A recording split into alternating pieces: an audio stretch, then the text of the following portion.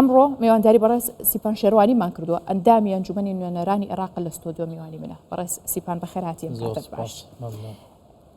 تاکەی ئێمە بەرنامە بکەین قسە بکەین ئێوە هەوڵ بن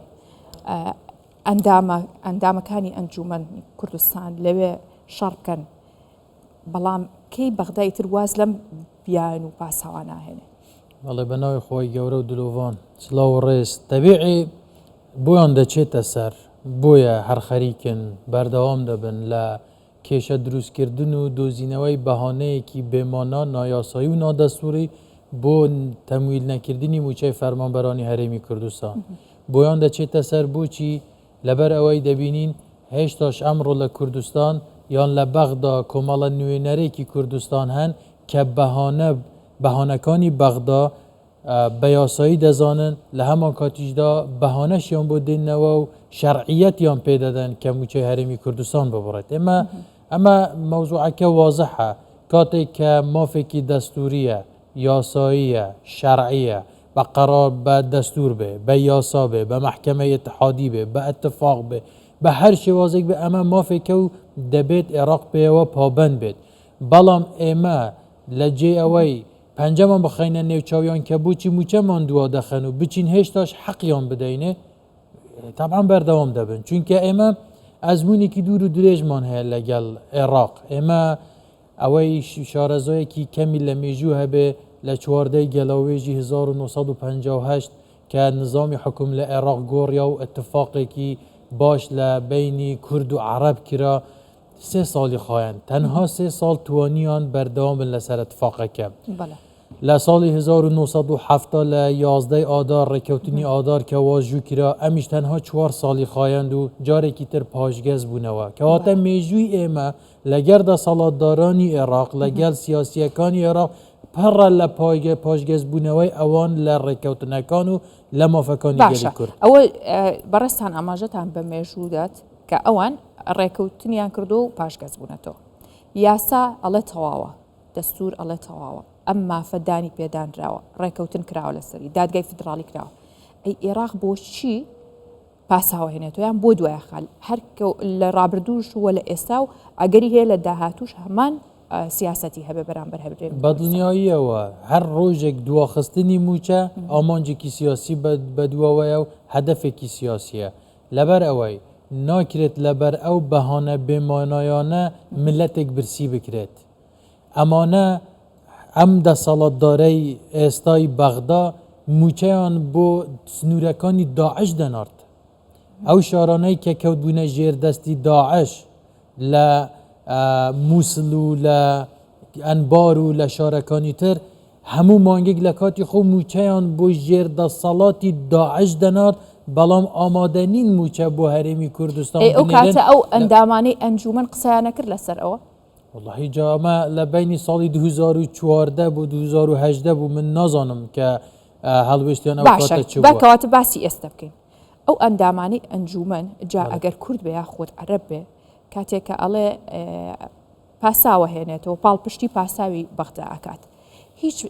هەڵوێستێکیان هەیە لە بەرامبەر ئەو بودجەی کە دانراوە بۆ هەشتی شابی واللهی زانیاری لەسەر وێستانیە با زانیاریەکتان پێ بدەم بەخوا پارلەمانتار هەیە کووردە بە ناوی تایف سامیەوە هەندێک داواکاری لە هەرێم دەکا و قسە دەکا تایف خۆش ئاگای لێنیە لەو شتانە ئەنی جاری وایە شتی وا دەڵێن نە هەولێر ئاگای لێ و نە بەغداش ئاگای لێ بەس بوو تێکدانی مێشکی خەڵکە لەلایەکی تر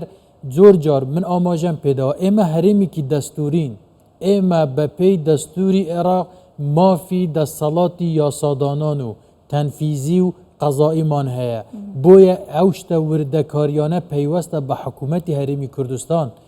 حتا لە حکوومەتە خۆجێیەکانی تریش وردەکاریەکان پەیوەستن بە خۆیان بۆیە ناکرێت وەزارەتی دارایی ئیتحادی ئەمەنە بچێتە نێو وردەکاریەکانەوە ئەگەر بچێتە نێو وردەکاریە ئەی ئێمە بۆچی هەرێممان هەیە ئەمە سوالێکە هەرێم چییە فیدرالیەت لە هەموو وڵاتەکانی جیهان لە بە ئەو وڵاتانی ئامان گیان چییە لە هاتنە ناوەوەی تەداخلکردن لە ناو هەرێمە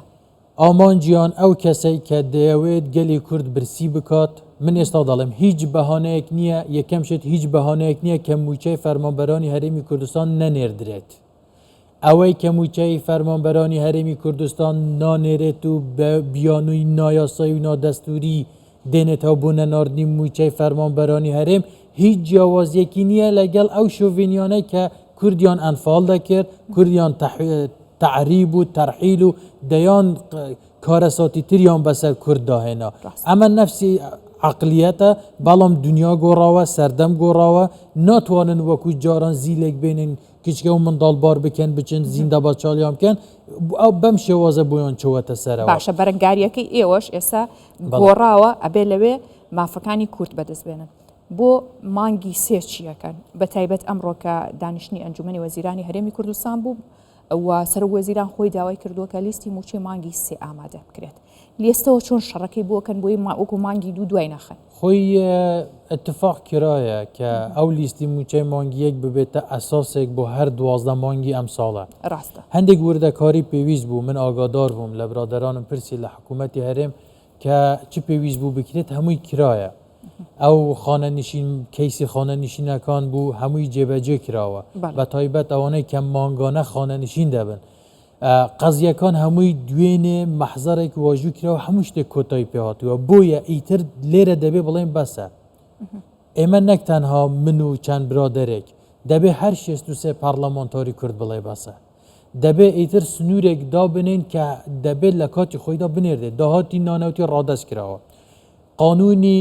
موازنەمان تعدیل کردەوە کە نەوت هەنەوتی هەرێم هەناردە بکرێت جارێکتر ئەوان ناین نەوت هەناردە بکەن و بەهانە دێنەوە دەبێ ئەوان زەمانەتێکی مالی بدەنە کۆمپانیەکان ئەو کۆمپانیەکانیش حەقی خۆیانە کە نەوت هەناردە بکەن گارانتیەکیانە بە کۆستەکیان وەربگرن بۆیە ئەمەش دەبی جێبەجێ بکرێت کە هیچ بەهانەیەکیان نەمێنێت باشە بەگشتی میکانیزمەکانتان چییە بۆ ئەوەی کە ئیتر واز لەم بەهانەگرتن و ئەو جێبەجێکردنە ینی دەکەت خۆیان جێبەجێ ئێمە حالیان پارلەمان لە کۆتا ساڵی تەمەنی خۆیدایە ئەم خولی پێنجەمی پارلەمانە پارلەمان لە دەتوانین بڵێن تا حدێک لە